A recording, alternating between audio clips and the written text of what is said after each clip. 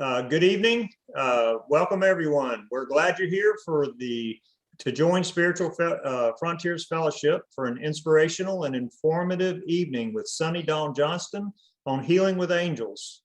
I'm Smith Prim. I'm one of the co-chairs for the Spiritual Frontiers Fellowship, along with Catherine Smart. On behalf of our board, I'm delighted to introduce our speaker, and she's coming from Glendale, Arizona. Her name is Sunny Dawn Johnston. She is an angel expert and a psychic medium, a best-selling author and spiritual business mentor. She has 35 years of experience of speaking to the other side or with the other side. She is a weekly columnist for the Woman's World magazine and has written 21 books, including her bestsellers, Invoking the Archangels and The Love Never Ends. Sunny speaks and teaches all over the world on topics such as intuition, mediumship, and angelic realm. She is also mentors thousands of students to experience life in a higher vibrational, multi-dimensional way. So tonight, Sunny's going to lead us in a live and interactive workshop in which we'll experience angels and the afterlife for ourselves. That's exciting. I love workshops, and that really brings it close to us. She's going to speak until 8:10, and then we'll have a 10-minute break. And when we come back after that, she'll finish her talk, and then we'll have a question and answer time. But please do stay to the end for the future announcements. So I would encourage everyone to stay to the end so that we can first answer all the questions. And then you can also hear the announcements on the upcoming speakers for the next couple of months. So if you could join me just for a second, we're going to take a moment just to get centered, if you could. So let's just take a moment to be in the present.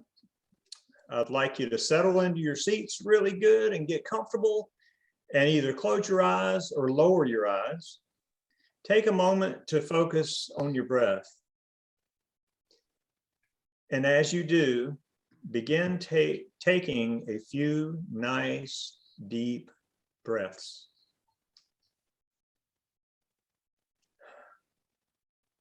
And as you breathe in, imagine breathing in pure, divine, white light. As you exhale, imagine letting any cares and concerns easily slip away as if they were floating away on a cloud.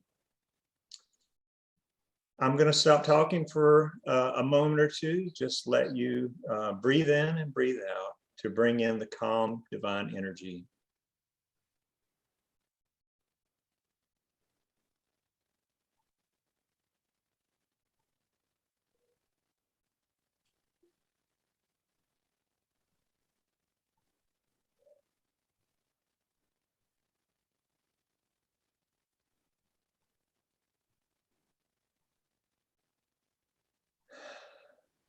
Okay, very good. Now, if you could, in your own time, please gently come back to the room and enjoy tonight's program and learn how you can interact with the angels and receive the healing you desire. Welcome back, everybody. So with that, I'm glad you're here. And without any further waiting, here is Sunny Dawn Johnston.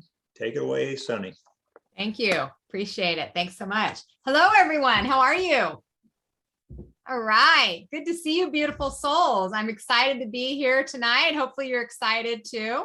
I have the opportunity to be able to share one of my favorite topics to talk about, which is the angels. And I'm hoping that at the end of the time together today that you have, number one, a greater understanding of how you can interact with your angels and how they've already been interacting with you and you might not have even noticed because y'all have angels. So let's start with that. I have a question for you. So I'm an interactive teacher, guys. So I'm going to be asking you to raise your hand and share in the chat. And if we were in a classroom, I'd be hugging you and loving you up. So just be prepared. Okay. You ready?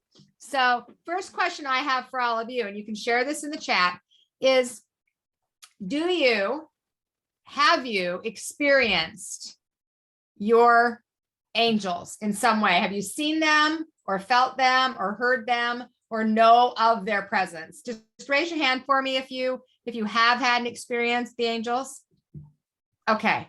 And how many of you that have had that experience have that experience consistently? So you are constantly in kind of a dialogue with your angels. All right. How many of you want to have that more consistently? All right. Very cool. So the majority of you have seen your angels, or you've heard them whisper in your ear, or you've felt their presence, or you just know they're there. And then I bet there's a few of you that are just hoping. You just hope you have angels. You hope they're around. You're not quite sure, but I got my fingers crossed, right? So I'm going to share with you just a little bit about how this started for me, because the story itself actually is a pretty cool story. And it gives you an example of how simple it is to connect with the angels. You don't have to know anything about them. Although when you do know, I think it helps you to have more validation and more confidence in your relationship with them. When you know what different angels represent and who you can call on. You don't need to, but when you do, you feel more confidence in knowing, okay, I need some support and some courage right now. So I'm calling on Michael to help support me, instead of just saying, hey, whatever angel's around, could you come and help me? It brings us more confidence and more knowing within ourselves, and helps us to develop that relationship and that trust. More so, not because we don't trust the angels, but because we don't always trust ourselves. We don't always trust our own intuition. Would you agree with that? We have a tendency to struggle with discerning between our head and our spirit. Like, okay, was that a message, or am I just making shit up? Right? Like, that's a lot of times what the challenge is. So first off, when this all started for me, I was 13 years old.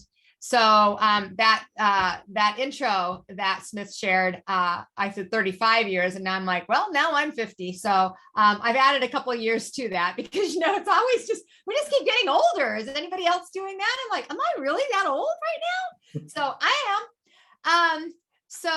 But when this happened, I was 13 years old, and I went to bed one night like any other night, and I woke up in the middle of the night. And when I went to roll over, there was this bright light above me. And so as I rolled over, I looked at the clock. It was 1 o'clock in the morning. And as I rolled over, this really bright light got my attention. And so I looked, and it wasn't just a light. It was this beautiful, colorful, winged being above my bed. And the energy that I experienced in those moments, it felt as if I was being embraced with the most unconditional love that I had in my 13 years. Like, I almost felt like although I was in my bed, I felt like I was home, in the sense of home, like with spirit, like, but I didn't even know what that meant. Right. And it didn't scare me. It didn't make me wonder anything. It actually, I was so like in this place of, like this, that I literally just rolled over and I went back to sleep. And I mean, I was 13. Most 13-year-olds would like fly out of bed, go get in bed with their parents, be like, oh my God, it's flying over my bed. Right. The next morning I woke up and my head kicked in, and then I was like, oh my gosh. And I did all those things that you would do ordinarily. Like, okay, what was that? And where did it come from? And why was it there? And I asked all these questions. So I ran downstairs and I told my mom what happened. I said, there was this colorful being, and there's colors I can't even find. I don't even know what the colors are called. I don't even know what the words to the colors are, because the colors were so magnificent. And she said, well, Sunny, that was your guardian angel. And I said, oh, I don't think I have one of those. And my mom says, well, of course you do. Everybody has a guardian angel. I said, no, not me. I don't think so. And she said, well, why wouldn't you have a guardian angel? Everybody does. And I said, well, because if I had a guardian angel, Now, remember, I'm 13. Okay. If I had a guardian angel, then none of the bad things that have happened to me would happen because your angels just save you from everything. Right. Like that made sense to me. She's like, oh, honey, that's not how it works. But it was your guardian angel. And then she went on to tell me the thing that started the whole journey. She said, last night at about 11 o'clock, right before I went to bed, I came in your room, you were sleeping, and I prayed over you. And I asked God and the angels to keep you safe. I asked God and the angels to protect you from your own fears and judgments and criticism. Because I was really struggling. I was living in Salt Lake City, Utah. I didn't fit in that environment in any way, shape, or form. And I was struggling to even want to be in this world. I wasn't suicidal, but I certainly would have been okay if I wasn't alive. And so she said, I prayed over you and I asked God and the angels to protect you. And what I realized in that moment, without her saying anything else, was that I had awakened to the manifestation of my mother's prayer. And what that did for me, although I still didn't believe that that was an angel, because I still was in denial that I had a guardian angel that hadn't saved me from any hard thing that had ever happened in my life. But it made me curious. And it made me wonder, okay, I just had that experience. I've never had that experience before. And if it's true that it's an angel or something else, there's a whole world out there that people don't see, for sure people don't talk about. And that feeling that I had, I want to feel that again. I want to feel that feeling. I want to feel that energy of love like I couldn't even describe. I want to see the colors and the lights that just seemed like magnetic. I want that. So although I didn't necessarily believe it, it got me curious, and curiosity is a good thing, because what it made me do is it made me start asking questions. And so I didn't even know how to ask. I didn't know what to ask for. So this was my prayer. So whoever you are, could you come back and do that again?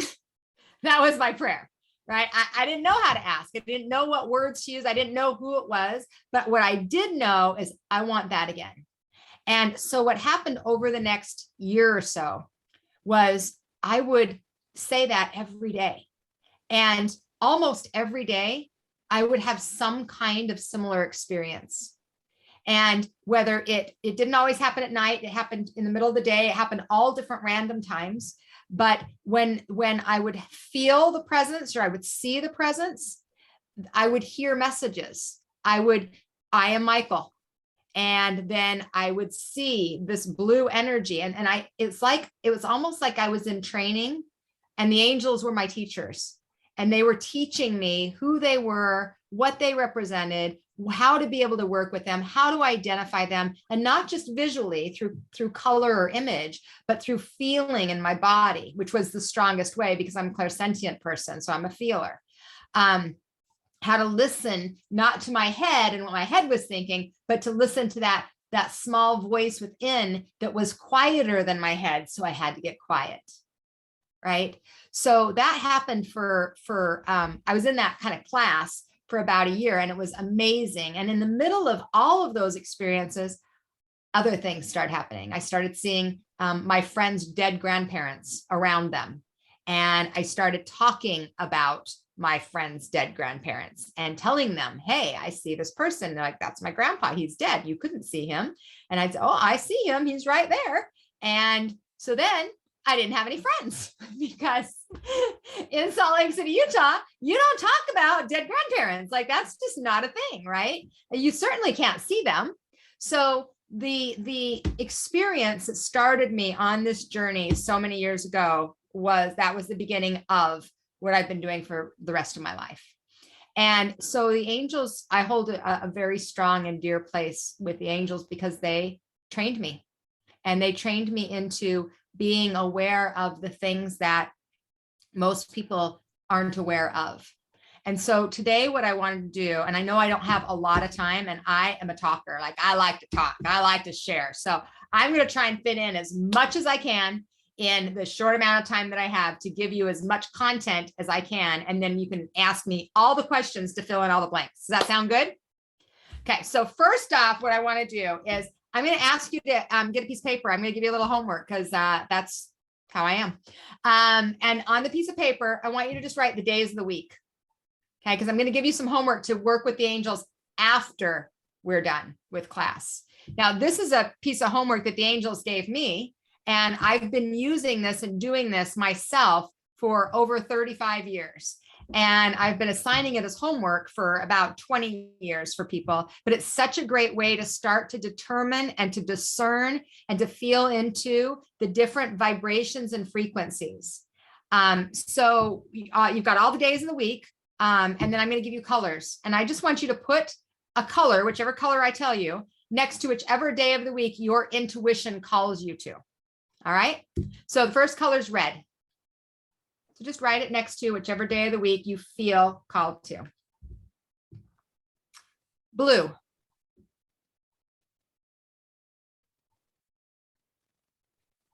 Green.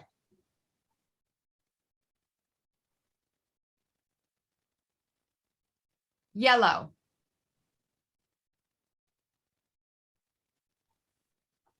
White.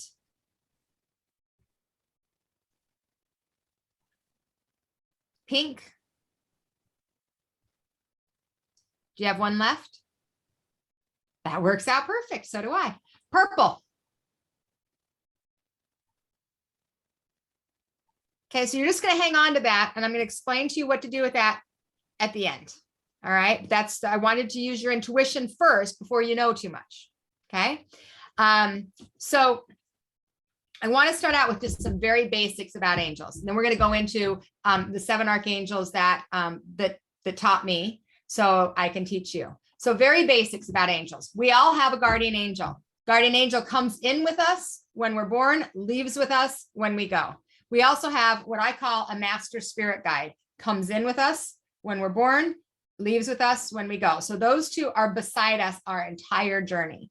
I think some of our guardian angels have some really tough jobs. I don't know how you feel about your guardian angel, but I'm like, oh, you poor girl. And I know she's not a girl because angels don't actually have bodies, but her name's Sarah. So I call her a girl. I'm like, oh man, I don't know where line you got in the angelic realm, but you got a project here with this girl right here, right? So our guardian angel and our spirit guide, they are here to guide us and support us always and in all ways. And their love is absolutely unconditional. There are no conditions on it. They're not in judgment. They're not in criticism, and they don't have a plan for your life. Their plan is to support you in your free will journey. Okay, free will journey. And when you want help from your angels, because we have free will, you have to ask. So asking for that help, asking for that support. You don't have to know who to ask. Like we're teaching you a class so you can learn more about who, but you don't have to know. You can just say, angels help. Please surround me. Please help me. What I learned in my journey is that I often wait until I'm like on my deathbed to ask for help. I don't know if any of you are like that. Like when you're in real deep trouble, or you're in deep depression, or you're really, really sick, and then you're like, maybe I'll ask for help now. So I discovered that's kind of how I was too. And the angels would say, you could ask like for a parking place. It could be like easy things. Doesn't have to be hard. Parking place on Christmas Eve, front row. Yes. Ask your angels, support in finding that job. Yes. Ask your angels, guidance on what it is that's going on in your body. Ask your angels. Like you don't have to wait until you're at the very bottom of the pit to go, okay, now I need help. Now that rule applies to asking for help with humans also, right? Because a lot of us that don't like to ask for help, we're just kind of standard. We don't like to ask for help. But yet what the angels remind us is that if we want their support, we have to put the invitation out. They can't just come in and intervene in our lives and say, oh, Sonny, I don't think you're doing it right. We're going to move this way. No, I have to do that. So they can help guide me, direct me, shift me with signs and symbols and messages and little nudges. But I ultimately am the one that has to go, right? So we oftentimes think of our angels as telling us what to do. They won't tell us what to do. They will guide and support us in the direction that's for our highest and greatest good when we ask. All right. Next thing is angels actually don't have bodies because they're not human. We call them male or female. We assign them male and female names because that's how we organize things in this physical world, but they're not male or female. So we give them names that kind of associate with the way that we are created life. So Michael, it's a masculine name. So that's a masculine qualities, courage and strength and protection, right? So when we're asking, if you're looking to find out your guardian angel's name, or you're wanting to connect with some of the archangels, although they have a name like Michael, which is obviously most of the time male name. Now names go any direction they go, so it doesn't really matter. But back in the day, and a lot of us that are a little bit older, we still kind of think of Michael as male, but there could be a Michael that's a girl now, right? So when we think about that, though, it's knowing that they're not masculine or feminine. It's just a name that's more associated with the qualities of them and the way we associate the qualities than being male or female, because they don't physically have a body. Now, the other side of that is they also don't really have names, because we also use names in this physical world to create individuality, right? That's how we assign energy and know the difference between you and me. Is instead of saying, yo, you, we say, hey, Eileen, hey, Sunny, hey, Lex. So we give them names so that we can identify that vibration, that frequency in the spirit world. But they don't actually have names in the spirit world. They go by the frequency. But here in this physical world, it's something that we need in order to have that association. That makes sense to all of you? Okay, so the reason I share that is because so many people get really hung up on the names, and the angels don't care. They're like, it doesn't matter. But for learning purposes, it's helpful for us because we do have these heads. And we are the spirit in the body that's having the human experience. It's helpful for us to have some information to be able to know how to invite, how to associate with that particular being. So we use names, but it isn't necessary. All right. So just a couple of basic kind of rules.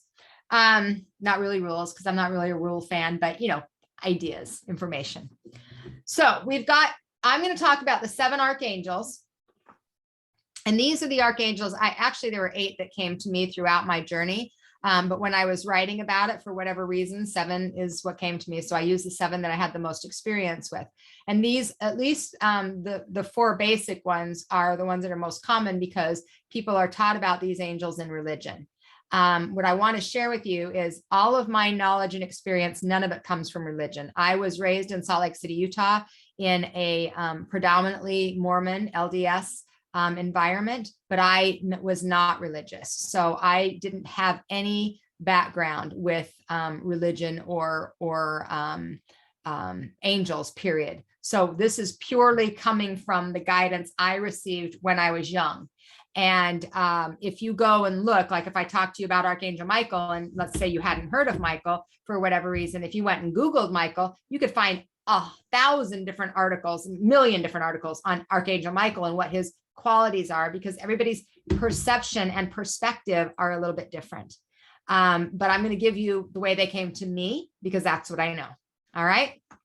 Now, before I jump into that, I want to talk a little bit about vibration and frequency, because sometimes people will, how many of you have a loved one that's passed that's in the spirit world that you call your angel? Like my grandma, and she's my angel that takes care of me or watches over me.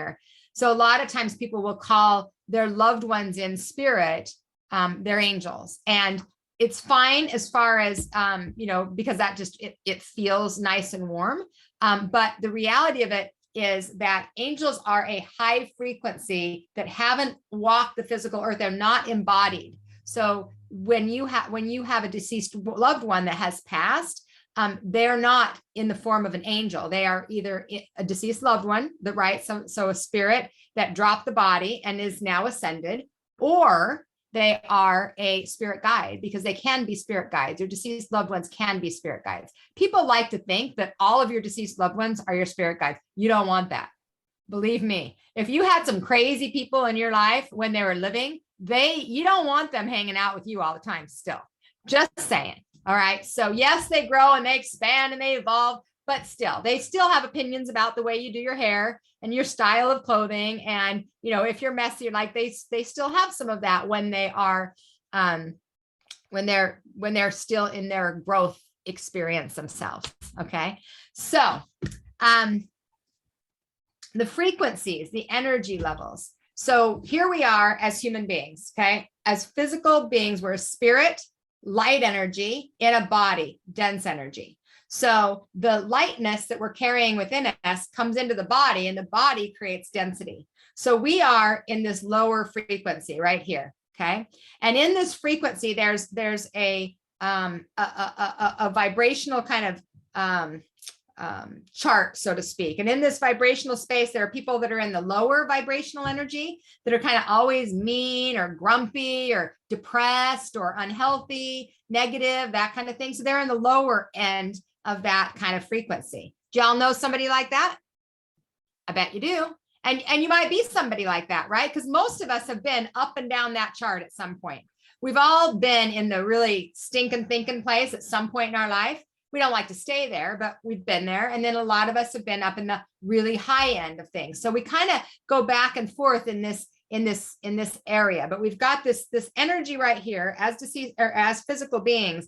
And so the people that are on the higher end that just have a high energy and they're loving and kind and generous. And then the low energy people, they're all in this little kind of area right here, right? So this is where us as human beings are. Now, when we drop our bodies, when we die, the body dies, the spirit rises automatically. Doesn't matter what kind of person you were. I know people don't like that.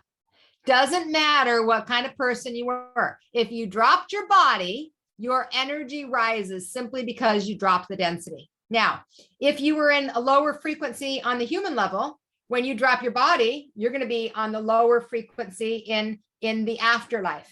Okay. If you're the higher frequency in the human level, then you're going to be on a higher frequency in the afterlife. That makes sense?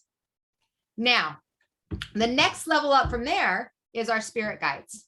Okay. So our spirit guides, we have the one master spirit guide that's with us always from beginning to end. But we all have angels that come into our lives and leave at different times for different reasons. And we all have other spirit guides that come in to support us at different times for different reasons. So a spirit guide is someone that had a body like we do right here, right now, dropped the body, so their vibration automatically raised, and then chose to be a teacher, a guide to those that are here in the physical realm. Okay, so they chose to be a teacher or guide, and how they match them up in the sense of who they're working with, from my understanding, from what the spirit world has said to me, is that if you are a namesake, so if you are named after someone, that is an energetic connection to that being that will be a guide of yours. Also, if you had somebody that the spirit guides will align with people that have a like purpose, so that they can help support that being and those challenges. And at different times, our purpose changes. So we have different guides that come in at different times in our lives to serve us in different ways. Okay. So here we are as us beings in the physical world. And then here's our deceased loved ones, higher frequency. Then here's the spirit guides, higher frequency. And then these higher energies are our angels, the archangels, the ascended masters, and ultimately the God of your understanding, whatever that is, whatever that looks like, or you call that source energy, divine presence. So if we're here and we want to connect with our deceased loved ones, our spirit guides, our angels, the archangels, then what do we got to do? You got to raise your vibration, right? You got to raise your frequency. You got to shift your energy. So when we are wanting to connect with the angels, remember, the angels are this high frequency. They don't have the judgments that the lower energies do. They sit in a frequency of unconditional love. That is why I love angels so much, because especially for me as a teenager, I struggled so much with like self-love and self-value, and couldn't figure out why I was even here. And so experiencing that just absolute love for no reason, like I didn't have to get straight A's to do it. I didn't have to go to the church to do it. That I was just loved was like, it was hard to believe. And literally it was hard to believe. Like I didn't believe it for a long time. So when we're talking about connecting with the angels or our deceased loved ones, those in the afterlife, what we want to do is we want to learn how to raise our frequency, raise our vibration, so we can tune in and tap in and be present to the messages, to the signs, to the symbols that all of those are sharing with us. Because ultimately, we've got a team. I call them the spirit team. We've got a spirit team that is here to support us if we're open to receiving it. And that is the greatest gift, but you got to be open, which means not only open like, okay, I'm open for a sign, but also open like my eyes, my ears are open, not just my physical eyes and ears, my spiritual eyes and ears, right? So that those impressions, those subtle messages, those little nudges, you've all gotten them. You see the angel numbers on the license plate, right? And you see the feather that's sitting on the desk that you just, I was going to say waxed. You probably don't wax desks. What do you do? Oil, that you just oiled. And you're like, no way, that wasn't there before. Like all of the penny that's on the floor that you just mopped, and all of those different little signs. And there's so many millions of signs, but that's how spirit is coming through, is to help, to help you to know that they're with you, that you're loved, that they're part of your team, and that if you want more love and support, just got to ask. Okay. So we got to raise our vibration. How do you raise your vibration? Put in the chat some of the things that you do to raise your vibration. Everybody does it different. So a lot of people will say, well, I meditate. Meditation raises my vibration. And how many of you does meditation raise your vibration?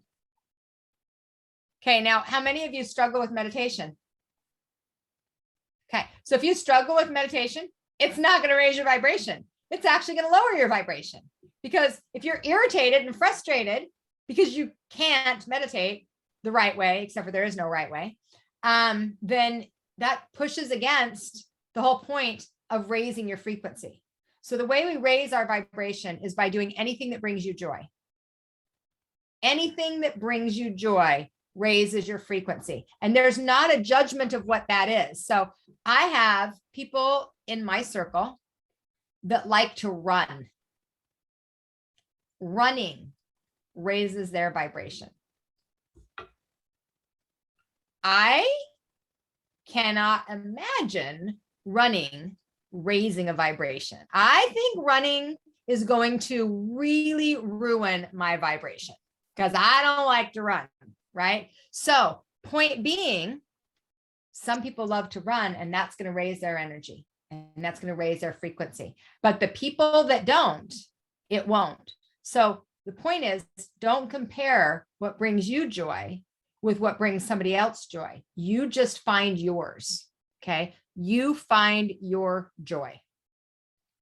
Now, when we are inviting the angels into our experience, one of the things that's important to understand is how they communicate with you.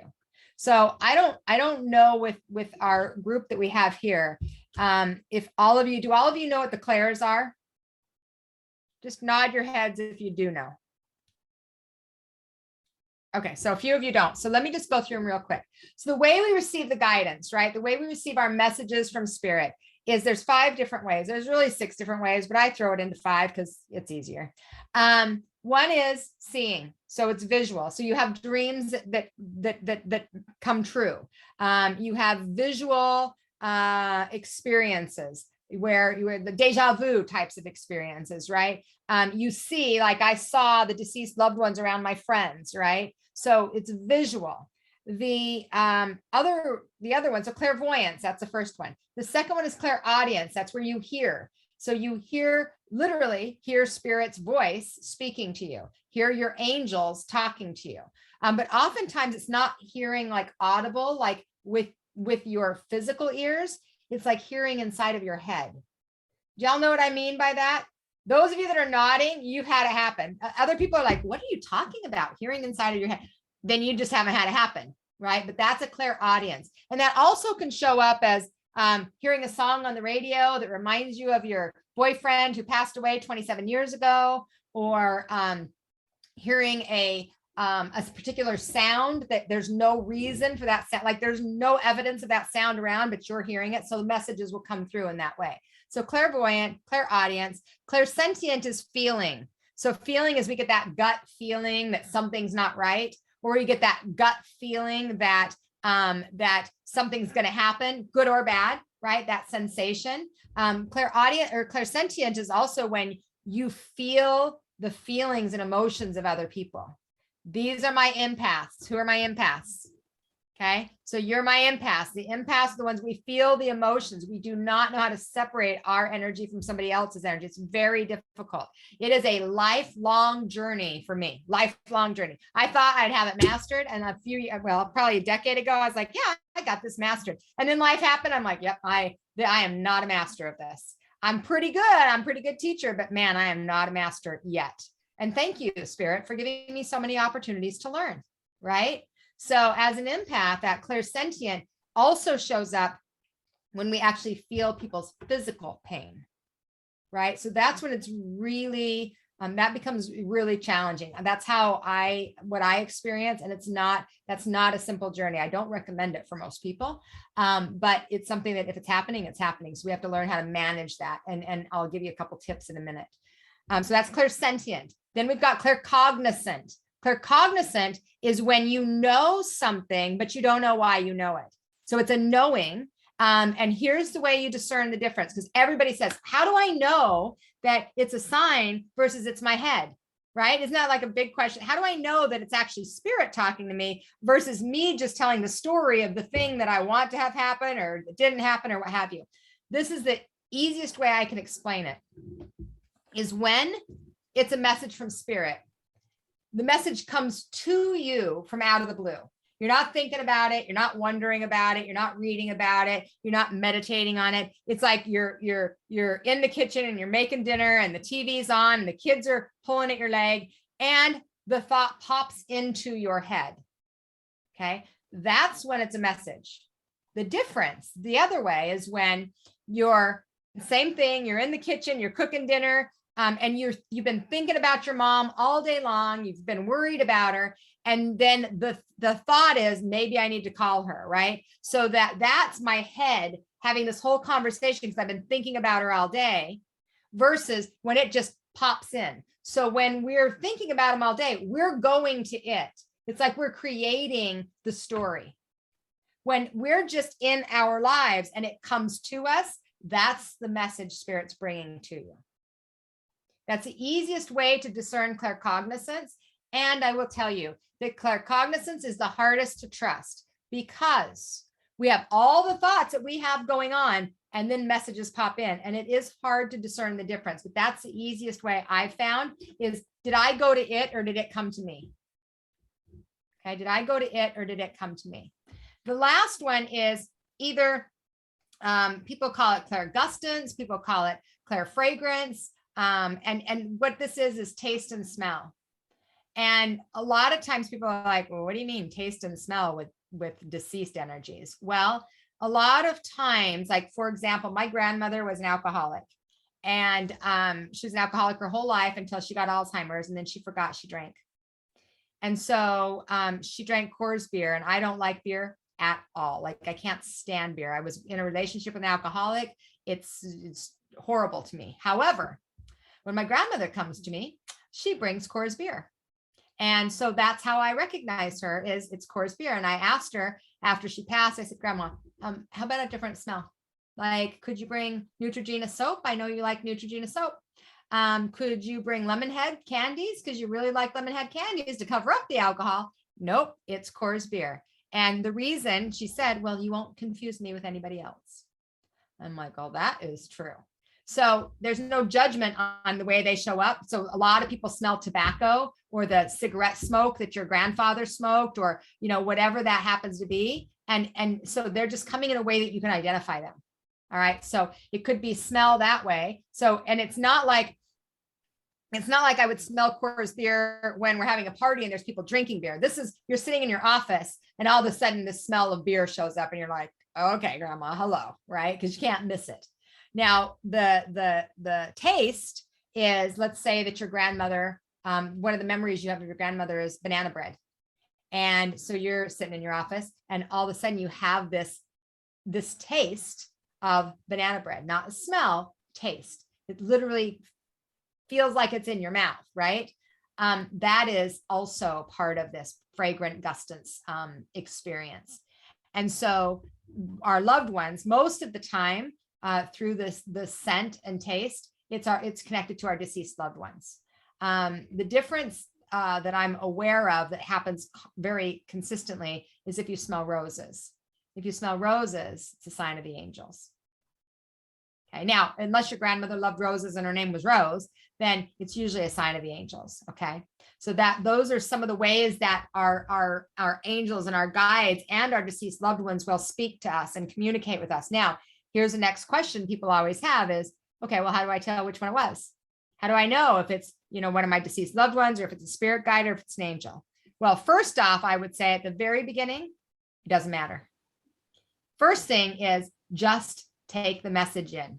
Don't get so heady that you're trying to figure it out, because if you get heady, guess what? Your vibration drops, right? So when you start trying to figure it out, like, okay, well, couldn't be this, it has to be that. And why would they show up this way? And well, I thought they were going to come on Thursday at 2 and they just came early. Like, so we get all heady, that drops our frequency.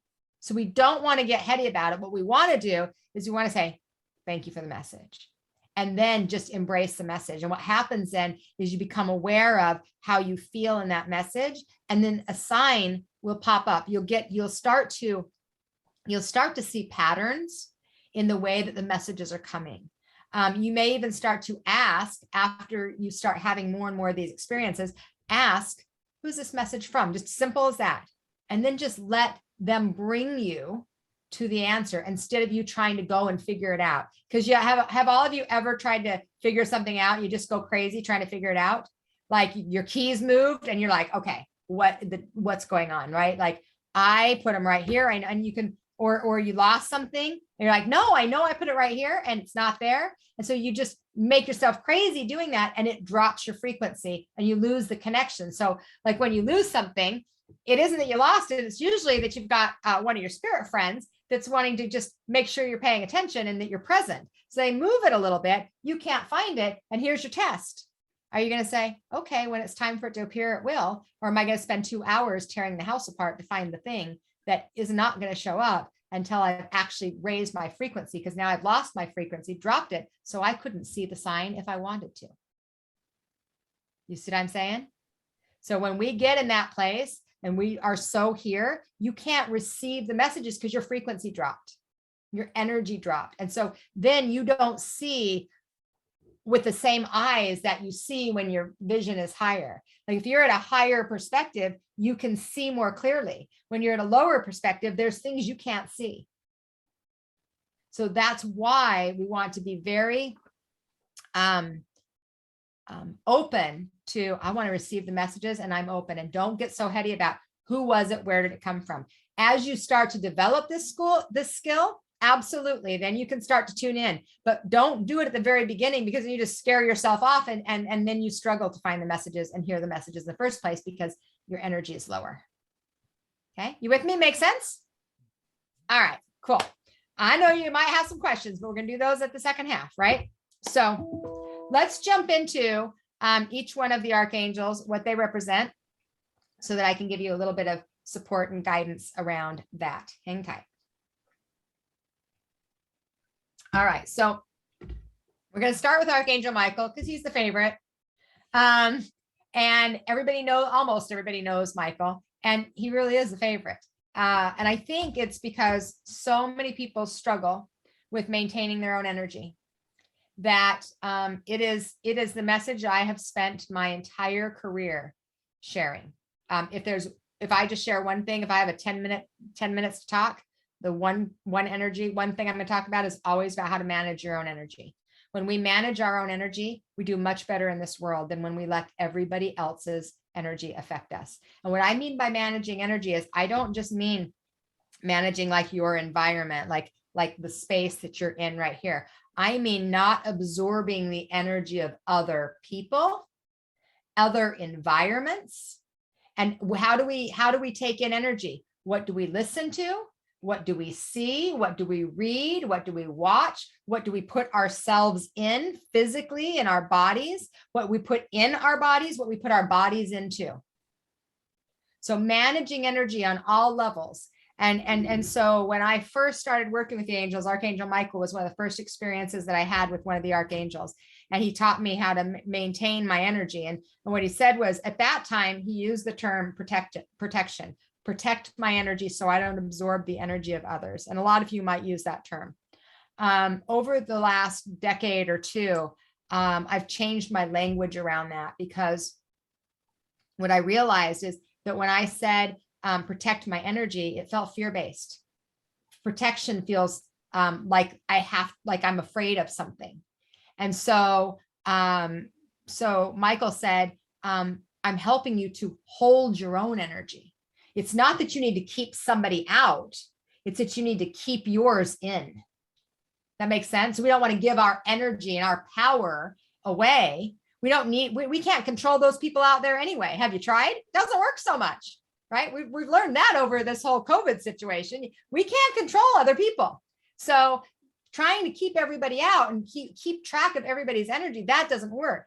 My job is to keep track of my own energy, to keep my cup full, to keep my body full, to keep my energy filled. So calling in Archangel Michael. So he is the angel of protection, guidance, strength, and courage. Okay? Protection, guidance, strength, and courage. And he vibrates to the color blue. So for me, instead of the fear-based energy of protection, I use the term maintain my own energy, because then I'm responsible for my energy, my life, my choices, and I don't have to sit in the fear of other people's choices, other people's life. That makes sense? So Archangel Michael, so every morning, this has been a practice for me for at least 25 years, is calling Michael every morning and asking him to help me to maintain my energy so I don't take on the energy of others, both seen or unseen. So I'm responsible for this space. And as long as I take care of and hold this space, I'm good. What isn't so good is when I don't do that well, is when I get my nose in other people's business, when I think that I know better than my kids in their lives. When I try to direct people that are not asking for that help, then I give this energy that I'm responsible for. I give all this energy to somebody else and I don't receive the same energy back. So I'm in a deficit. That's how we get depleted. How many of you have felt depleted over the last few years? It's a huge issue, a huge issue. I believe that the depletion of everything is energy before it manifests in physical form. And I believe that everybody, the majority of people have been depleted in a variety of different ways, and mostly because we don't know how to hold our own energy. So we take it personal when somebody says something. We're holding our own energy. We don't take it personal. We just recognize that's where they're at, right?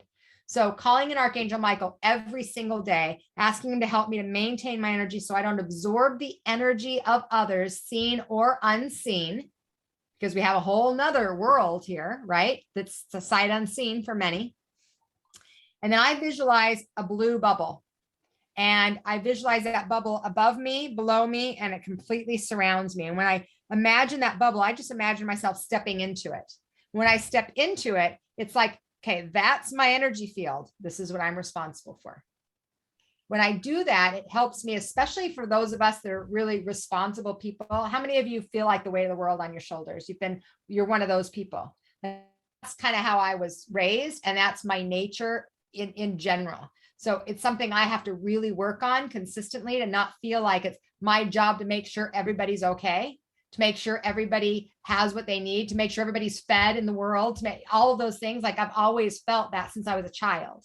So calling in Michael helps me to hold my own energy and know that whatever I do in this energy field, then it ripples out, but I cannot control what's outside of me. So that's another kind of big one for people that might be ex-control freaks, because nobody's a current control freak. We're all ex-control freaks, right? Okay, so Archangel Michael, that bubble really helps me know where my energy ends and somebody else's begins. And that's generally the conflict, is that we're so enmeshed, especially in family dynamics and really close friendships, that it's so enmeshed, you don't know where you start and where the other person ends, and there are no boundaries. The bubble creates the boundary, and Michael helps you to hold it. Okay, so that's Archangel Michael. Archangel Chamuel, Chamuel, Chamuel. Chamuel is the angel of unconditional love. Chamuel vibrates to the color pink. I worked a lot with Chamuel because one of my greatest challenges, and I talked about this a little bit, is feeling worthy and valuable and loving myself, and knowing that I had worth and value. And it was something that started as a teenager, and it just spiraled into my life throughout my teen years, early 20s, until Chamuel came into my life and really helped me redirect so much of that struggle and pain, and take on and take in and allow myself to absorb that unconditional love, to remember who I really am. Because who are we really, right? We're spirit. Who are we really? We're one. Who are we really? We're here to love and to be loved. And Chamuel brought that energy of knowing that into my heart, that then I had to introduce into my mind, right? But I could feel it. And so when you are struggling with self-love, and when you're struggling in relationships with love, then Chamuel is the angel to call on to help you to be able to witness where someone is and still stay in love with them and with you. Okay, Archangel Chamuel. And I'll share a couple little exercises. I just want to make sure I get through them all before our break. So that's Archangel Chamuel. I also use Archangel Chamuel a lot when I'm struggling to see others from an unconditional place. So if I get into a place of, a lot of times when your energy drops, you get more conditional, you get more judgy. And so calling in Chamuel in those moments to shift that energy is really helpful for me. Okay, next, Archangel Raphael. Archangel Raphael is the angel of healing. And Raphael helps us to heal physically, mentally, emotionally, and spiritually. And he vibrates to the color green. Now, the great thing about Raphael is you don't have to know what you need to heal. He does. So it's inviting his energy in and asking him to help support you. It's surrounding yourself in that beautiful emerald green energy of his and asking for healing for your highest, greatest good. Many years ago now, 31 years ago, I had a baby. I was a teenage mom. And so when I had my son, I wasn't prepared. I wasn't planning on it. It was a very, very difficult pregnancy, toxemia, which was turned into preeclampsia, which turned into eclampsia. And when I was in labor, I had a stroke. And after I delivered him after they did an emergency C-section. I ended up with a 106.3 degree temperature for 3 weeks and nearly died. And the doctors actually came and had me sign my rights away to my son because they didn't think I was literally going to live through the night. And during that time, I didn't realize I was as sick as I was because I was a little bit naive. I was at the hospital. I'm like, well, I'm at the hospital, so they're going to fix me. And then I was out of consciousness most of that time. But the day that I had to sign my rights away to my son, when the doctors came in and told me that, it pissed me off. And that energy made me cry out for help. But remember when I was saying, don't wait until you're dying? This is one of, not the only one, but one of the experiences. And so I actually called on all the angels and I said, I don't know what I need. I just need help. I want to see because I hadn't seen my son since he was born. My mom took him and took care of him and I was in the hospital. And so Raphael guided me to this amazing visualization and invited me to breathe in this green energy, green healing energy, to breathe it into my body. And as I would breathe it in, I literally would see it spread through my whole body as I was above my body, watching it happen. And then when I would breathe out, I would breathe out like this black, tarry guck. And I did this for 12 hours straight. And the next morning, my fever broke for the first time in 3 weeks. So Raphael creates miracles. And that's only one of many miracles that I've experienced on a physical level.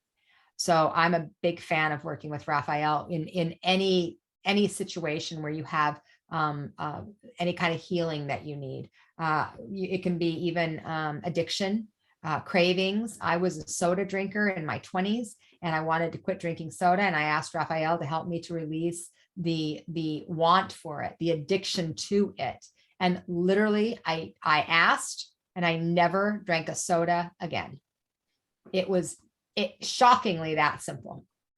And so Raphael can create miracles that you can't even imagine can happen in your life.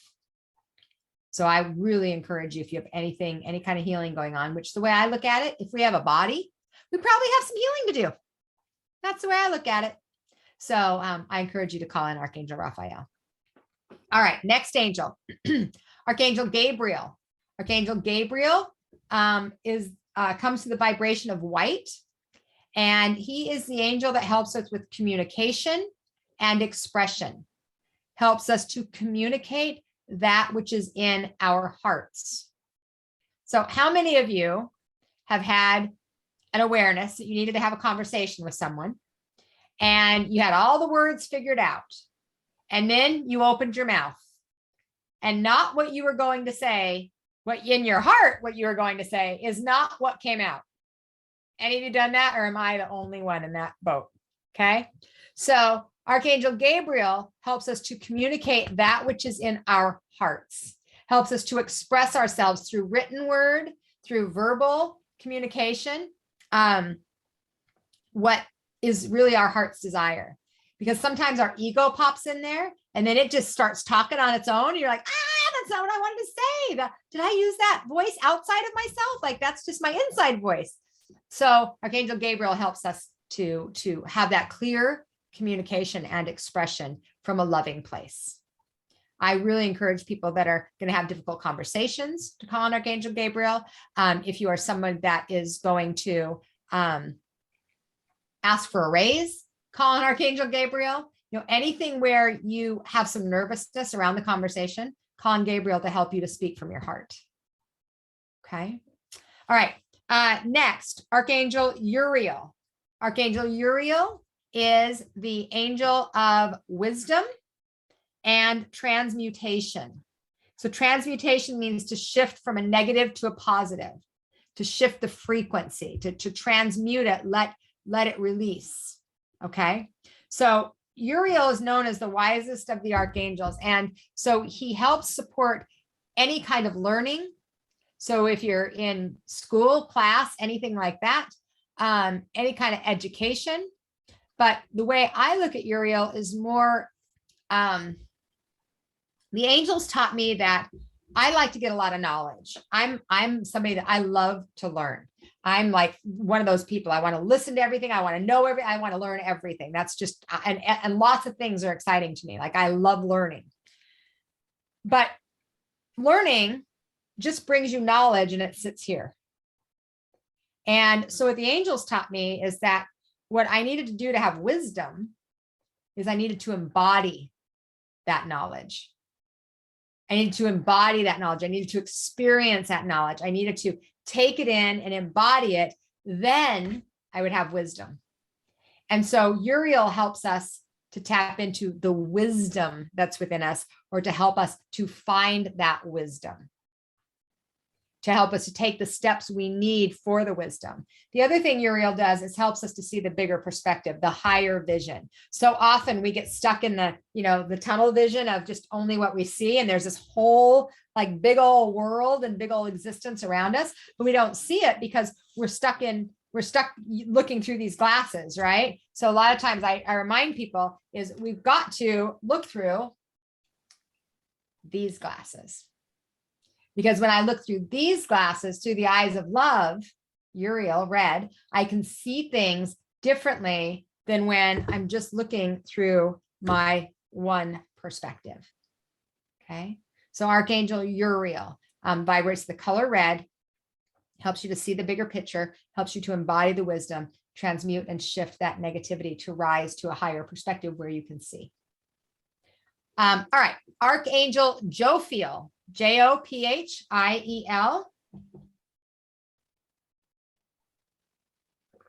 Jophiel, Archangel Jophiel. So Jophiel is the angel of creativity and the angel of manifestation. Vibrates to the color yellow.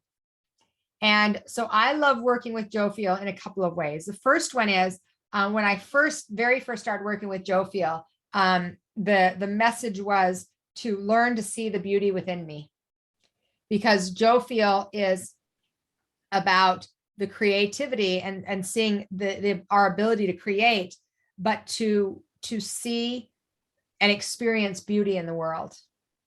And so often we see beauty outside of us, but we don't see beauty inside of us.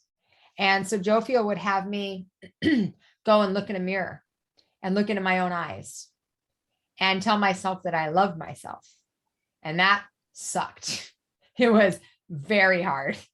And I did it for 2 years before I could actually do it all the way through and actually feel like I could mean it. And this was in my early 20s. So Jophiel's energy helps us to see the beauty,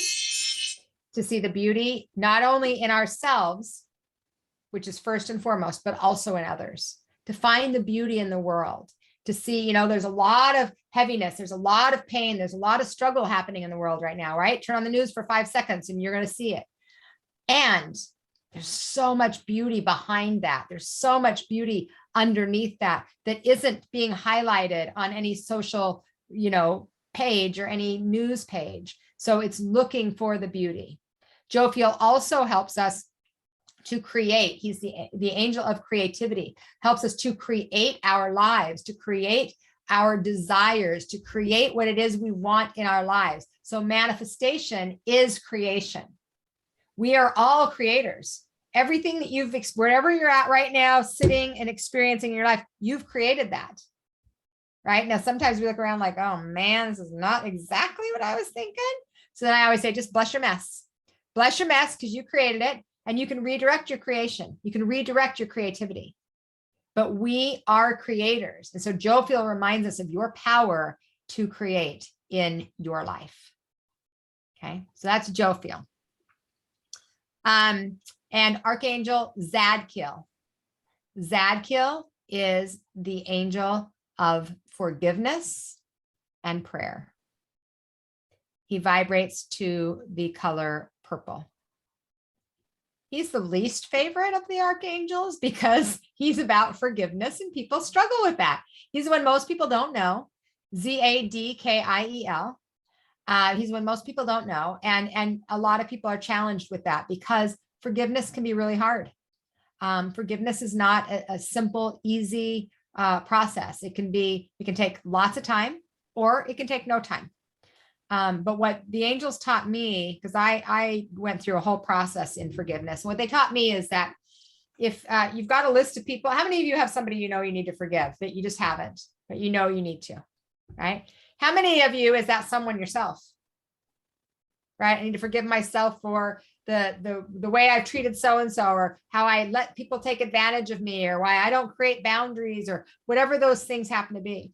So what Zadkiel said to me is, in order to find forgiveness, find the gift in the experience. If you find the gift in the experience, you will experience forgiveness. Now, that can be really hard when there's major, difficult challenges. But in every experience, there's always a gift. There's always a silver lining. There's always a blessing. But sometimes you have to look through the eyes of love to be able to find those. And when you're in a lower frequency, you can't see through the eyes of love, right? Because that's the vibration, the frequency you're in. And whatever frequency you're in, all you can see is what's living on that. It's like the radio stations. You know, if you're on 89.9 and that's a country station, all you can hear is country. You can't hear the other frequencies, the other stations, because 89.9, that's what it is. But if you go to 93.3, then you can hear R&B. And if you go to 99.2, then you can hear rock. And if you go to 104, you can hear rap. And so whatever frequency you're wanting to be on, that's what you're going to hear.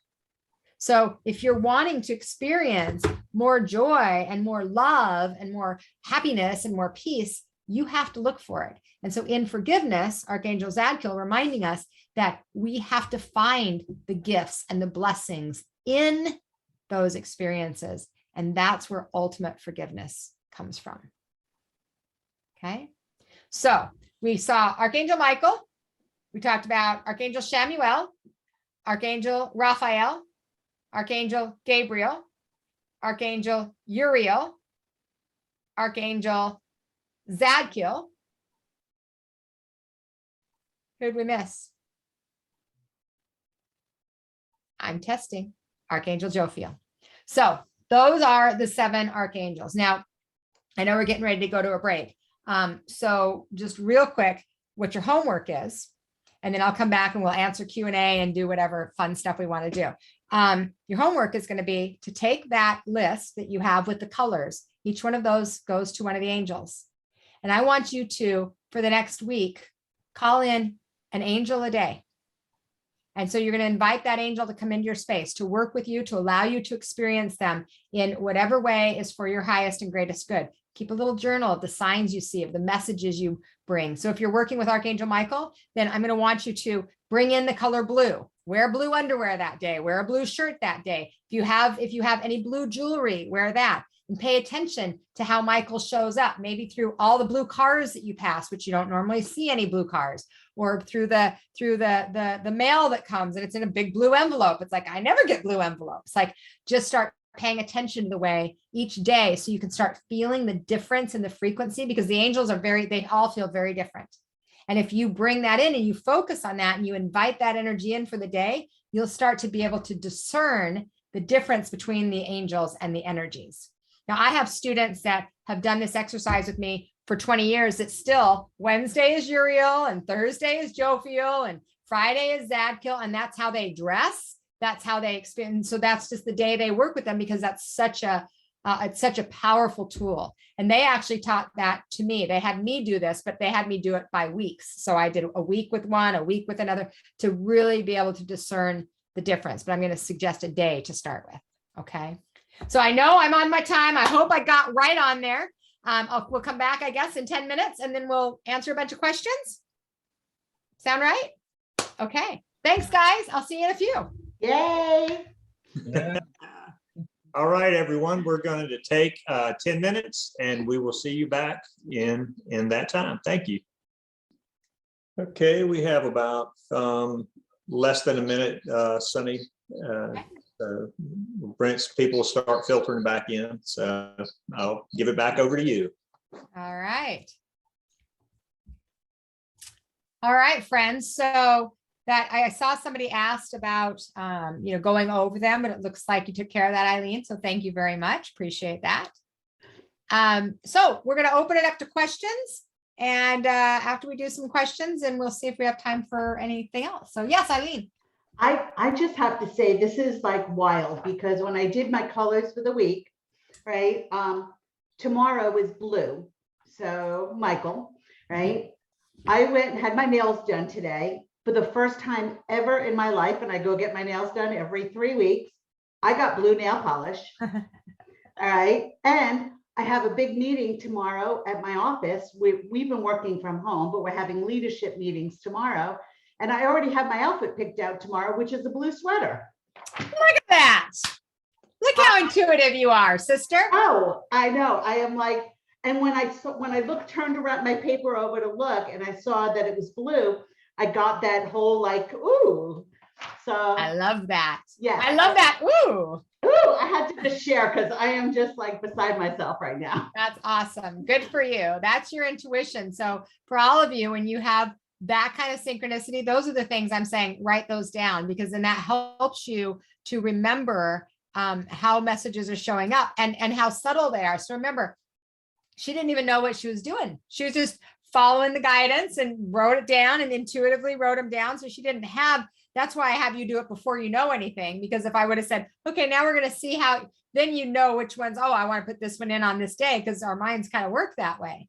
So those subtleties, so the angels, a little bit of the difference between like our deceased loved ones, our spirit guides, and our angels and archangels, a little bit of the difference here too is that the lower vibration they are, the more dense they are. So our deceased loved ones are more dense. They have more of a dense energy because they're here, right? So the messages that come kind of are more like in your face. They're a little bit louder. They're a little bit bigger. The angels come through subtlety.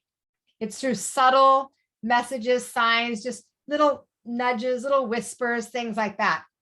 If it's a louder message, it's usually your guides or your deceased loved ones, because the frequency is lower. So there's more physicality to it, if that makes sense. So that's another reminder for you. That's very cool, Eileen. I love it. Yeah.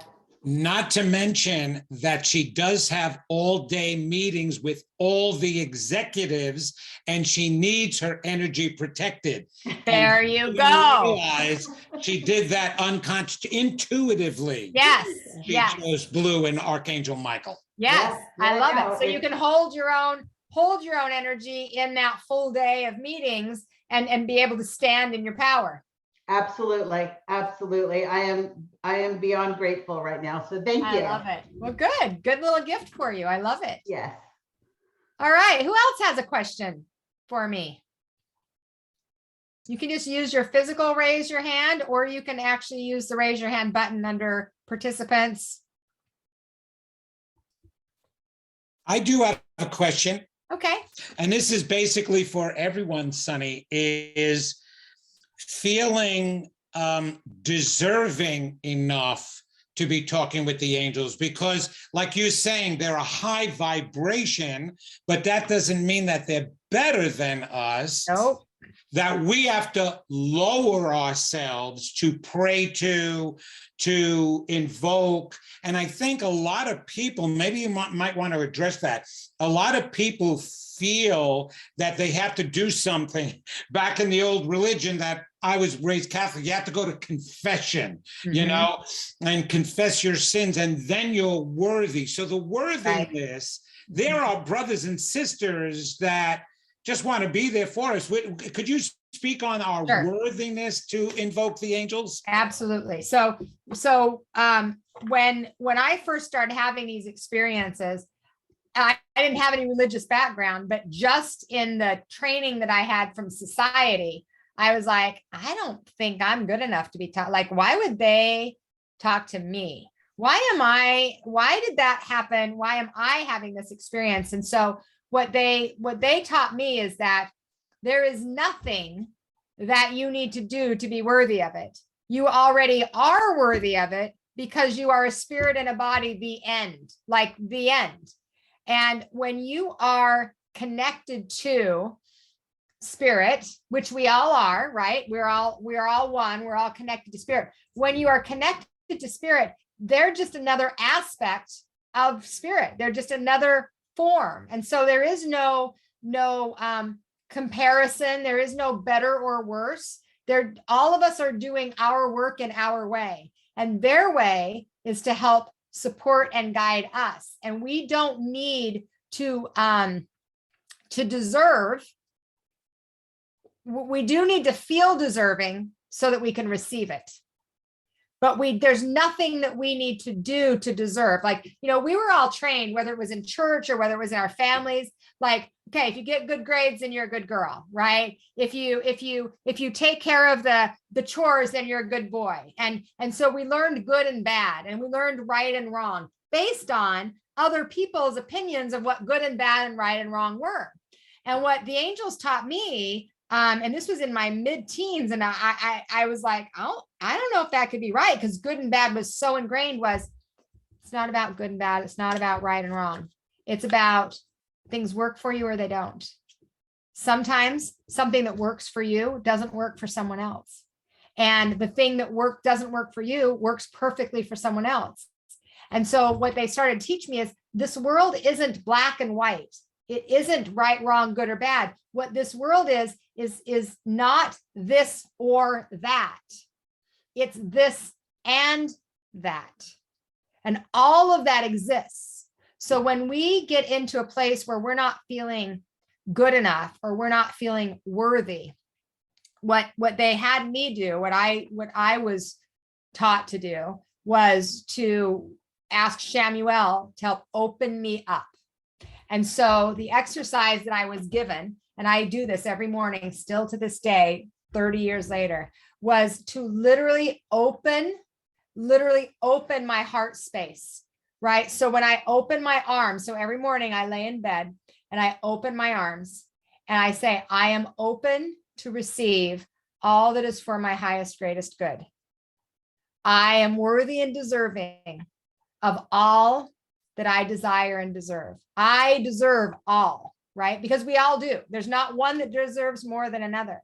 But what I had to do was it wasn't just the thought of, okay, I'm worthy, I'm deserving. Like, okay, I can know that here. It's about bringing it in. It's about embodying it, having that wisdom and feeling that in the heart space. So when the idea, the way that they showed that to me is when I'm just sitting and I'm saying this, it's all intellectual. It's all in my head, which doesn't shift anything. But when I actually open my body up, then it literally is opening this heart space, your heart chakra. It's opening that up. So it's not so closed and protected. It's ready to receive. So when I got into the kind of headspace of, I'm not sure that I actually deserve to be talking to angels. I struggled at that time to even deserve to talk to people and have them know what was going on in my life or where I was challenged or what have you. And what Spirit brought to me was, we are all part of the big picture, and we're all just little aspects. It was like spokes of a wheel, and we're all just one little slice of the spoke of the wheel, and every single spoke of the wheel is equal. And without one spoke, the wheel doesn't work. And so we all are a part of that. And I needed to not do anything or prove anything in order to be that valuable person, because the light within me, what makes me alive, what makes me living and breathing being in this physical, is the spirit within me. And there are no half spirits. Spirit, God, the divine, whatever you call that, doesn't send down just half spirits that aren't as valuable as anybody else. Everybody has that same light. Some people's light have dimmed because of their perspective, because of their experiences, because of what have you, but it's not gone. And it's that light that's flickering. I don't care how little the flicker is. That is the oneness that we all have, that calls us all into value, all into worth, and all deserving of that greatest, highest good. And it's not an easy journey, because so many of us foundationally, I mean, Vinny, I'm sure you see this in your work for as long as you've done your social work and things, and then moving into your spiritual work, is foundational challenge for most people is self-worth, value, deservability, love. And it's a common core issue. And for me, the more that I recognized that My angels were always there. And the times that I thought they left me, I left them. That's where it really shifted for me. It wasn't that I was being abandoned, that I wasn't worthy. That was my story. So that's kind of like how I was going to prove it. See, they're not even here right now. It wasn't that they left. It's that I pulled away. Because when we're in our shame, when we're in our guilt, when we're in our story, then we shut down, we disconnect, and we feel less worthy. So I wasn't open to them, but they sat there by my side, waiting until I was ready to experience them again. And then it wasn't like I had to do anything to, like with our parents or with church, go to confession, parents, okay, be punished and be grounded for the week. And then you can prove that you're worthy again to go out into the world. I didn't need to do anything. All I needed to do is be there and say, thank you. That's it. That was it. But it was hard to wrap my head around that because of the training.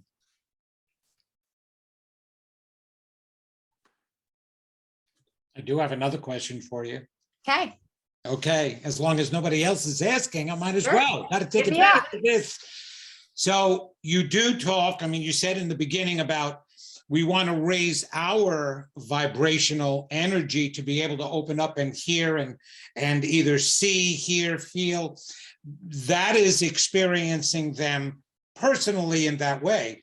However, when we're at our lowest, when we're really way down and feeling like garbage or feeling really bad and depressed, we don't have to raise the vibration in order for them to come and help. No. Right? They're No. just going to do, even if we're the lowest, because some people may think, again, back to the deserving, oh, well, I got to feel better in order for them to help me. And no, at your lowest, they'll come, right? Yeah. The only thing you have to do is ask. Because when you're at your lowest, so here's the thing, I can be at my lowest. So that example of when I was pregnant, which is one of the lowest times of my life, literally nearly dead. I didn't have the self-worth. I didn't have the love. I didn't have anything. And I was so sick for so long that literally I was about to die. And what happened was, that day when those doctors came in and had me sign that paper that said, your mother gets your child if you don't live through the night, what that did for me is it said, I need help. And so I asked, and I said, I don't know what I need. I don't know even they didn't even know what was wrong with me. They just knew I had this horrible infection throughout my body and it was taking over my body. So I just said, I need help. Angels, I need help. I know you're there. I don't know which one to call on right now because I think I need all of you, but I don't know. I just help me. That was the prayer. That's all I said was help me. And literally had Archangel Raphael appear and guide me through this visualization and bring through this green energy that literally saved my life. And I was at the darkest of the dark that you can get. So I didn't need to raise my vibration. When you're in a low place like that, you can't shift yourself. That's why you're there, right? Whether it's physical or emotional or mental, that's why you're there. So, but saying, help me. And it doesn't matter if it's to a person. It doesn't matter if it's to the angels, because we're all working together, right? So a lot of times we're like, okay, well, I'm going to ask the person, but I don't really think my angels are listening. Well, why do you think that person showed up at that exact moment? Because your angels guided them to you, right? Or when you have those experiences, they're like, I don't know how that happened or where that came from. Well, it came from their support, from them being there to help guide you, but we have to be willing to receive the help. And so the ask is then given when we ask. But one of the things I've learned is you do have to ask. And even if you ask, even if you're not talking to angels, even if you're not like saying, okay, angels, I need you, it's just in the energy and the request of, I know I need something different. That's the asking. It doesn't have to be in some formal prayer. A lot of people feel like it needs to be in a formal prayer. It does not need to be in a formal prayer. It just needs to be an ask. Correct me if I'm wrong then, that the reason why, because a lot of people get the feeling that they're all sitting around like, like, okay, we'll wait, we'll help. But the only reason why they can't do anything is because they don't interfere or intercede in our lives because of our own free will. And it's the asking that opens the free will to the help. Correct. Exactly. So the free will just stay. It's like I often had this vision of my angels surrounding me and me being stubborn and not wanting the help, and them just going, hello, we're here. Like, hello, just say, just ask, Sunny, just say, yes, please. Or just say, help me. And we can help you move into a whole nother direction that we know is where your spirit wants to go. But you have to allow us in. Yes. So that is the free will. And it's a law of free will. So they can't come in and just intervene in our lives and say, okay, well, you're doing a shitty job, so you need to do something different. They can't do that. Right. Sunny, you do have a question on chat. So Amy wants you to talk about how to manage being empathetic to another person's physical pain and how to protect oneself or maintaining one's own energy. Okay. So when you're taking, and so Amy, just correct me. Are you asking if it's because you're taking on somebody else's physical pain, like you're actually feeling somebody's physical pain? Yes. Okay. So when you are feeling somebody's physical pain, you've already taken it on. It's already yours. So once you feel their emotion or you feel their pain, you're already in it. Now your job is to transmute that, shift that energy, go out and get yourself grounded, do some breathing techniques. You've got to release the energy. A lot of times I'll write and burn just whatever it is I'm feeling, so that I can move that energy out of my body. Because a lot of times what happens is we have all of these feelings inside of our body, emotions, but we don't express them. And we don't express them for a million different reasons. But if we just express them, just write them down on paper, it moves from here to here. And then I burn the paper. So that transmutes, it shifts the energy. It raises a frequency from a negative, heavy density that was living in my body, moves that to paper. I burn the paper and it helps transmute some of that energy. And that's not the only thing. There's lots of things to do. But when you've already picked up the energy of somebody else, you're already carrying that pain, you have to now take it. It's yours. So you have to do the work to release it. Once you've done that, this is why working with Michael every day is so important, because for me, it's part of my spiritual practice. Part of my spiritual practice is just like part of my physical practice is to wash my body. Part of my spiritual practice is to hold my energy. It's to acknowledge that I am a spirit, energetic being, first and foremost, before the physical. And so when I call Michael in, he helps to allow me to be the witness of somebody else's pain, physical, mental, emotional, or spiritual, allows me to observe their energy, but not absorb their energy. And that is the critical difference is when you pick it up, when you feel it, it's already yours. So there's nothing you can do to not feel it now, because now it's yours. So you have to do your work to release it. But once you've done that, then we want to be proactive instead of reactive, if that makes sense. So proactive is I have a spiritual practice that every day I do this to help keep my energy strong. But if I was being reactive, then I want to fix it after it's done. So it's always good to do it on the front end, which is why having that practice. Now, once you have experienced it, I like the writing and burning, going outside and grounding yourself, doing some meditation, handing the energy over to spirit, to God, to your angels, whatever tool might work best for you, and different ones work better at different times. The first time I had that happen, that I was aware of it. It happened a lot when I was a kid, but I didn't actually know that was happening. So I just always thought I had weird pains for no reason. I didn't know why. And then they would just go away.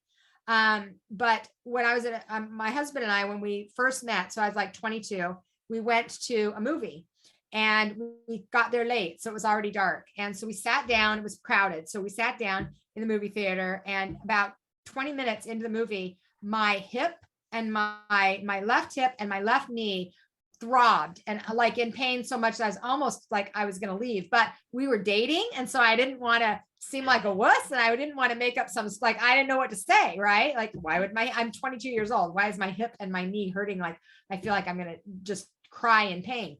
The movie gets over and the lights go on, and the person that was sitting 2 down from me was on a walker, and you could tell that she had her whole left side was off kilter. And I was like, oh my God, I felt all her pain. And so then I did my work, and I talked to the angels, and I asked them to help move it through my body. I did some writing and burning and move that energy. But part of it was just the acknowledgement. Okay, it's not in your head, Sunny. This actually came from someone, right? And then why are you doing that? Like, why am I like a sponge? I'm just sucking up whatever energies happens to be around. Yeah, it's been my experience that the same thing just happened to me at a turkey trot with someone on a walker, and just incredible pain in my knee all of a sudden. And then through the run, I thought, wait a minute, this isn't mine. This is that man's back there. And the minute I thought it went away. Yes. And yes. Ron went by his house. And then when I ran by the house, it came back again. And I was like, oh my gosh. Yeah. Okay. So really good good awareness for you though, that when you, because the way that the spirit world works for me, as far as like when I'm doing messages from spirit, is because I'm empathic like that. Like if somebody is trying to share with me, like the way they transitioned, the way they died, I feel it in my body. So if somebody was shot in the head, I feel the shot in the head. But as soon as I acknowledge that it's connected to that person, it's gone immediately. So, but that's how they've worked with me my entire life doing readings. I just didn't know that that's what was happening for years and years. So oftentimes, like in that experience, if you recognize that it's not yours, it can transmute. Okay. It literally just releases. But if you've already brought it in and you're holding it and that doesn't work, then you've got to move through the energy of it. Okay. Thank you. I like the idea of working with Archangel Michael, just to set that boundary in advance. Yeah. Proactive. Thank you. Proactive. Yeah. Honey, Yeah. hey, I wanted to thank you so much for the first book. I found it. I actually had said a prayer before going into a used bookstore, and I said, God, I'm so inundated with the negativity. Please just take me to something that will lift me. And anyway, it was remarkable, and I was delighted to have it. And it's helped me I've always had mystical experiences and been aware that I have guides, but it's just so beautiful. I'm so grateful for your energy and your work that has gone into that. So that leads me to want to also ask you, I didn't even know you had another book. So The Love Never Ends. When did that get published? And could you say just a little bit about what that is? And Sure. So the first book she's talking about is Invoking the Archangels, which is the first book that I wrote. I wrote that book in 2011. And then I don't even know what year I wrote this one. I think it was in 2014 or let's see. Let's look. Let's decide. 2014. Yeah. So The Love Never Ends. Messages from the Other Side. This book is about connecting with our deceased loved ones specifically. So it's all about how to be able to develop that relationship, how to be able to learn to communicate, how to have boundaries with them, how to connect with our pets on the other side. And then there's some stories in there that kind of help people learn how to take the steps to develop that relationship, because a lot of people, they go to mediums like me or to Vinny or different people to connect with their loved ones that are in spirit. And one of the things that I try to always teach people is that if you had a heart connection with somebody in the spirit world, you are the best medium to them if you will just open up and trust your own guidance. So you can come to us and we can give you that information from spirit to help support you. But you yourself, if you had a heart connection with someone, you're already connected to them, which is a connection we're tapping into anyway. So if you want to learn how to do that, now I'm not saying that means you're a medium for everybody else. because that's not the case. A lot of people, if you have that connection with somebody in spirit, absolutely, you have that ability, but that doesn't mean that you can read Sally's grandma too, right? But when you have that connection, people, I have so many people that come to me and go, I just think it's just in my head. I'm like, it's not in your head. It's in your head and your spirit and your heart. And your, like, this is real stuff. But because they've had so much training, a lot of times religious background that says, okay, this isn't real, or you're just wishful thinking, which drives me crazy.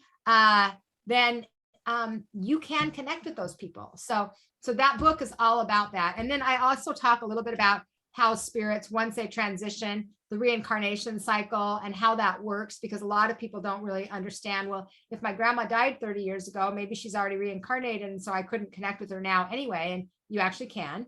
So I have a little chart in there for that. So yeah, that was, it wasn't my second book. I've written 20, I'm putting out a 22nd book next week.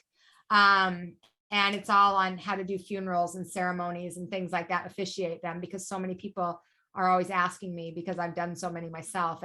And so but that's the best book for connecting with spirit, as far as helping give you tools to do that for yourself. Thank you. Hey, Sonny, there was a question from Diane Jones. Why can guardian angels protect some and not others? And how do you know you're not inviting in negative energy? Okay, guardian angels are always protecting us, always, in a variety of ways. However, they cannot protect us from our soul's journey. They can't protect us from the experiences that we have chosen to experience in this life, not consciously. We don't choose to, we don't go, oh, hey, I think I'll sign up for this really hard marriage. We don't do that consciously, but there's growth and expansion and possibility. And it's part of our soul's expansion and growth when we face those things. They can't save us from our free will choices. They just help guide us and direct us when we're open to receiving it, to help move us in a gentler way if we're willing to. So it isn't that they do or don't save us. They're all doing their job. It's that a lot of us, I don't know about any of you, sometimes I wonder, when I was in the spirit world, like, why did I get in so many lines? You know, like, okay, yeah, pick me, I'll do that. Yeah, pick me, I'll do that too. Okay, I'll go through this. Like I didn't want to miss anything, apparently. So I got in a lot of lines. So I have a lot of experiences. And so it isn't that my angels aren't saving me or they are saving somebody else. It's that these are part of the experiences I came here to learn and grow and expand into. They can't save us from that. Okay, thank you. Thank you. I have another question, if you don't mind. This one relates a little bit to perhaps some of your, you had mentioned in your past. And here's the question. What can we do if we have a personal spiritual practice, but our partner would prefer to indulge in addictions instead of keeping themselves energetically clear and healthy? What can we do? What can we do? That is the question. Okay, good question. I probably will have a different answer than most people. First, if I have a partner that I'm in relationship with that creates contrast in my life, it's not always a bad thing. Contrast is different than conflict.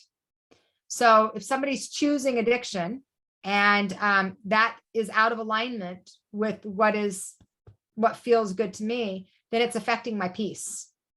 If it's affecting my peace, then what I have to look at is, how is this relationship serving me? And sometimes the way the relationship is serving me is it gives me a reason to be mad. It gives me a place to express my anger. It gives me an excuse to not move forward.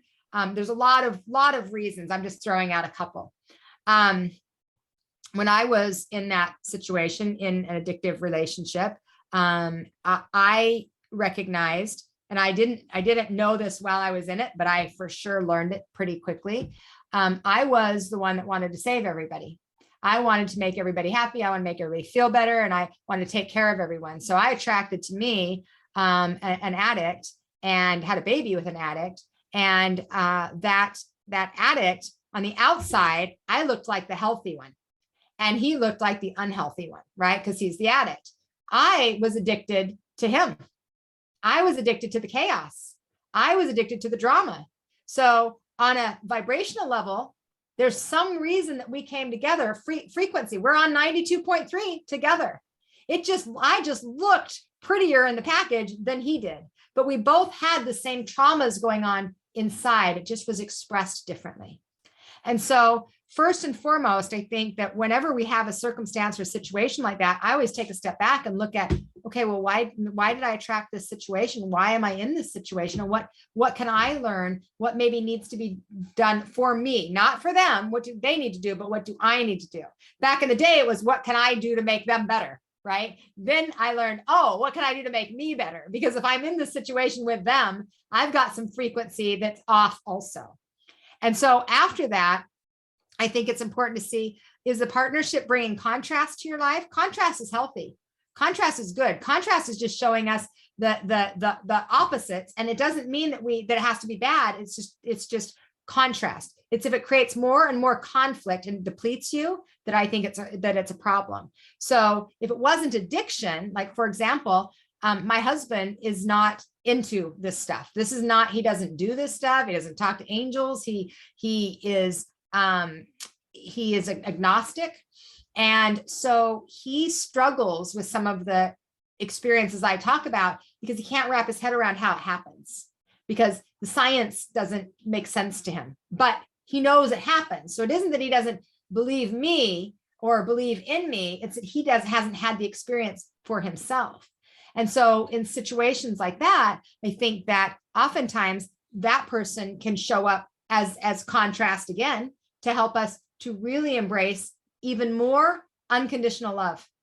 Because that's what I learned is he loves me unconditionally. I'm not like him, but he loves me unconditionally and I love him unconditionally. And sometimes it's a little bit harder than someone that gets everything that you do, but it's created contrast in a positive way. So I think it depends on how that contrast is showing up. And ultimately being honest with yourself about really where you are, because a lot of times the relationships we're in are just reflections of where we are. Perfect. Thank you. You're welcome. You're welcome. Florence, you have a question?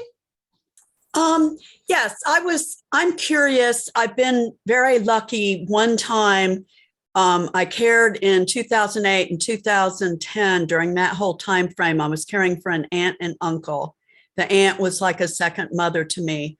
She died first.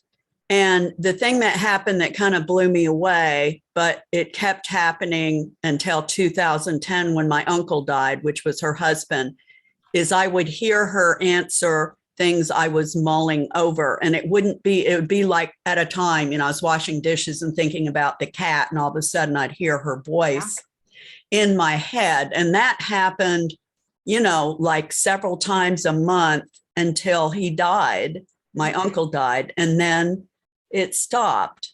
And so, I haven't been obsessing about it, but I was just curious, is that like kind of a normal thing? She was there because I was caring for her husband. Probably some of the things you were mulling over was because you were caring for him. Is your energy and your attention is filled with a variety of things that have to do with him. And so she wanted to make sure she was kind of supporting you or guiding you. Giving you some guidance because she left, so her physical body wasn't there, so she's still going to share those messages. And then when he passes, she doesn't have her focus isn't here anymore. Her attention isn't in that environment because now he's there. Now it doesn't mean that she didn't care about you, so I don't want to take that away from you, but it does mean that so much of it is where our attention is. And when we shift our attention, so now that he's not there with you, you're not mulling over those same things. So your attention isn't there. So it doesn't pull her energy towards you in that way. Does that make sense to you? Yeah. In other words, if I wanted to talk to her some more, then what I would do is think happy thoughts about her and be in a high vibe. Well, and just call her in. Just say, hey, Aunt, I miss you. I'd like for you to come and just hang out with me now. It doesn't have to be about uncle, so to speak. Okay. And the other thing you can do that a lot of people have a lot of success with is do some automatic writing. So, call in your angels and your guides first and then ask a question You can just ask a question like, Aunt Sally, like I want to connect with Aunt Sally. No, always know that just because you want to connect with Aunt Sally doesn't mean Uncle Bob won't come. But when you do an automatic writing and you just ask, what message do I need to hear for my highest good? And then just see what comes and start practicing doing automatic writing. That's a really powerful tool in connecting with spirit that so many people don't use as often as they could. They just don't. And you have that ability to tap in. And then once you've practiced receiving messages from your angels or from your loved ones in spirit or from your spirit guides, then you can start to direct it to specific beings that you're wanting to connect with, So you're channeling information written. So I always call on Archangel Gabriel always when I do any writing to help me to, again, get into that connection and to express from the highest space, because I always want that highest frequency, the highest energy. And then let yourself just be guided with what comes through. Just be open to what comes through, and you'll start to see the shifts and the changes through automatic writing. That, I teach a lot of mediumship classes, and that's one of the experiences that we have that for a lot of people feels safer, because people get nervous about, I don't want them to pop out in the bedroom or, come visit me in the bathroom. And I'm like, okay, first of all, they have seen you in the bathroom. Don't you worry about it. They already know what goes on in your bathroom, in your bed. They're already around, but they don't care because they're not looking at your body. Okay. They're not looking at your body because you're not a body to them. They just see your light. That's all it is you just got light, and that's all they see. So they're not like, oh, look at that saggy arm now. Like they're not thinking those things, right? Because that's not what they see. So don't worry about it. Okay. That's Thanks. awesome. Can I ask one more question? Sorry about that. This is a baby thing. Do you have an opinion when you look at the clock and it's the same digits, like 111, 222, 333? I have a big opinion. Yeah. So what is your? Those are angel numbers. Those are angel numbers. I think I have a blog on my website all about angel numbers. I think I wrote a few years ago, but I think it's still up there. So 111, new beginnings. 222 is planting seeds and paying attention to your thoughts. 3s are about ascended masters. 4s are about the angels. 5s are get ready for change. 6s are pay attention to your thoughts, because are you sure you want to manifest what it is you're thinking about? 7s are good luck, like they are in Vegas. 8s are energy and money and coming full circle, and infinity, bringing energy full circle. 9s are about the end of a cycle. So when you see those over and over again, those are angel numbers. Now, one thing that happens for a lot of people is they see their birthday over and over again. When you see your birthday, I saw that all the time when I was a teenager, and I asked the angels what that meant, and it said, we're trying to remind you of your value and worth. Every time you see your birthday, it's a reminder of your value and your worth, and you are here on purpose. So, thank you. You're welcome, honey. You're welcome. Okay, this is Smith. We're just about out of time, Sonny, but there was one more question.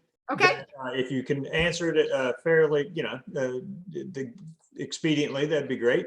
So when you say a heart connection, what do you mean, like with parents, grandchildren, spouses, or is there another heart connection I'm not getting?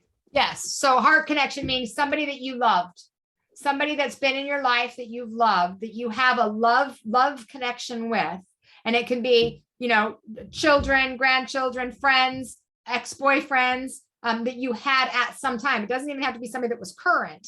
If you had that heart connection, that love connection with them, then you do have the ability to tap into that to be able to connect with them. Now, sometimes the problem is that you struggle to trust it, which is why you would go and have a reading with Vinny or reading with me, because you don't understand the messages. You don't recognize the signs, because sometimes you're in so much grief that you can't even see it. And other times because you don't trust yourself and what it means. But yes, it's that's what I'm talking about with the heart connection is love for someone. Okay. Okay. Thank you. Yeah, you bet. I see that 111, 222. 111s are new beginnings, new opportunities, and 222s are planting seeds, what you want to create, manifestation. Okay. So All right. I was just asked by one of my team members, do you want to wrap up now? Did you have another minute? Did you want to continue to answer questions? I have another minute. If anybody has any other questions, I'm happy to answer them. This is your chance, folks. I do.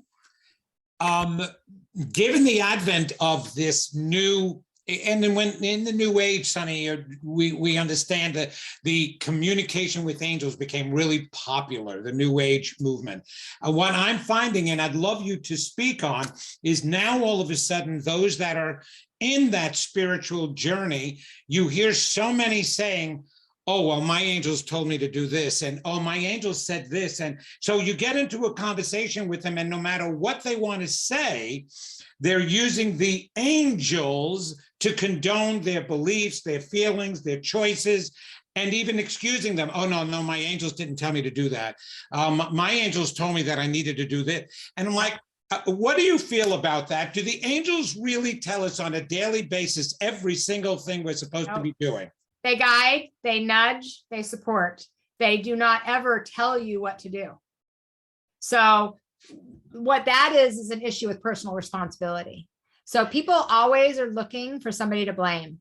And the angels are really safe because you don't have any proof, right? You can say anything and it's like, oh, okay, maybe so. But the reality of it is, and I started this whole conversation with that, the angels do not direct you into the way that they think your life should go. They support you in your free will choices and your purpose here on this physical planet as that spiritual being. So no, they're not the excuse for anything that you've done in your life, and they would never tell you what to do.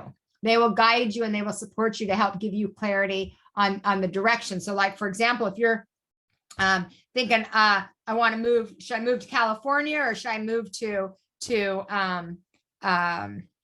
Utah? They're going to start showing signs to help you with what's for your highest good, to give you little signs and symbols of where the energy, where the frequency might be the best for you with where you are. But they will never say, you have to do this. I've had people that have done angel readings for me that have said, well, Spirit says, if you don't do this, then this will happen. That's bullshit. It doesn't work that way. It doesn't work that way. Spirit doesn't speak that way. They don't tell you what to do.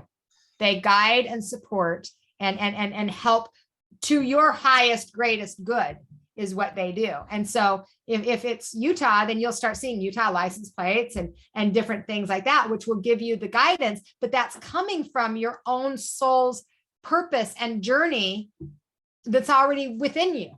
So I think that's a really great question, Vincent. I really struggle with the challenge people have with personal responsibility. Yes. It's a big deal for me because so many people want to blame. I don't care if they want to blame their parents, they want to blame their kids, they want to blame the government, they want whoever you want to blame. And that's why everybody's so freaking angry these days. And the reality of it is, we need to take personal responsibility. And when we do that, then life can be in flow, because that's why holding our own energy is so important. The only thing you can control is you. So when you try to blame others, guess what else you do when you blame somebody else? You give them your power. So then if you want to heal, then your healing is in their hands. Don't want it there. Oh my gosh, thank you for that so much. You're amazing, Sunny. We love you. Thank you. Thank you. Thank you, guys. I hope you enjoyed it. And I hope you got some good tips and get it out there and connect and open up and let them guide and support you, but not tell you what to do. All right. Thank you. Yes, thanks, Sonny. And I wanted to mention to everyone, that was an awesome presentation. Thank you. And if you enjoyed it as well, please let Sonny know how much you enjoyed it. And I think everybody's doing that. Give her a clap. Thank you, guys. Thanks. Thank you. That's absolutely. Thank Go to you, her Sonny. website. She's got great stuff on her website. Thank you. Thanks, guys, very much. I appreciate being here. Thanks for the invitation and putting it together, Eileen, for me. I appreciate it. Hope you guys enjoyed it. Thank you. Absolutely. Happy holidays. Happy Yeah, we holidays, love you, everybody. Sonny. Thank you. Thanks. Good to see you, Vinny. Love you all.